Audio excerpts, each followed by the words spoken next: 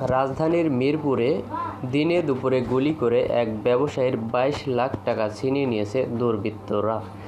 গুলিতে মাহমুদ মানি এক্সচেঞ্জের মালিক মোহাম্মদ মাহমুদুল ইসলাম, যার বয়স 55, গুরুতর আহত হয়েছেন। তাকে শহীদ সোহরাওয়ার্দী মেডিকেল কলেজ হাসপাতালে ভর্তি করা হয়েছে। মঙ্গলবার 27 মে সকাল 10টার দিকে এই ঘটনা ঘটে। সেনাবাহিনী, পুলিশ ও র্যাব সহ অন্যান্য আইনশৃঙ্খলা বাহিনীর সদস্যরা ঘটনাস্থলে উপস্থিত হয়েছেন। পুলিশ সূত্রে জানা গেছে, গুলিবিদ্ধ মাহমুদুলের বাবার নাম জামাল উদ্দিন, যার বয়স তিনি মিরপুর 6 নম্বর সেকশনের 4 নম্বর লেনে পরিবার নিয়ে বসবাস করেন। তার গ্রামের বাড়ি জামালপুর জেলার মাদারগঞ্জে।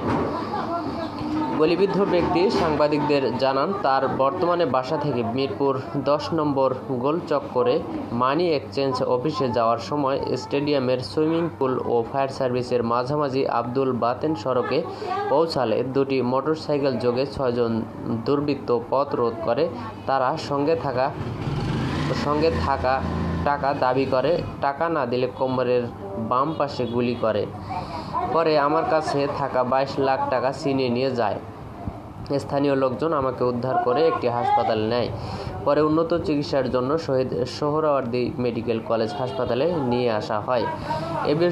এ বিষয়ে মিরপুর মডেল থানার ভারপ্রাপ্ত কর্মকর্তা ওসি মোহাম্মদ সাজ্জাদ রহমান জানান, আমরা শুনেছি দুর্বৃত্তদের গুলিতে একজন ব্যবসায়ী আহত হয়েছেন। সংবাদ পেয়ে তাৎক্ষণিক মিরপুর বিভাগের সহকারী উপ-পুলিশ কমিশনার সহ ঘটনাস্থলে উপস্থিত হয়ে ঘটনার সঙ্গে সম্পৃক্ত অপরাধীদের শনাক্তের চেষ্টা চলছে।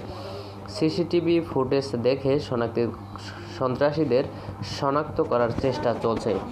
স্বজনদের মুখে জানা গেছে, আহত ব্যবসায়ীর কাছ থেকে তারা 22 লক্ষ টাকা নিয়ে গেছে।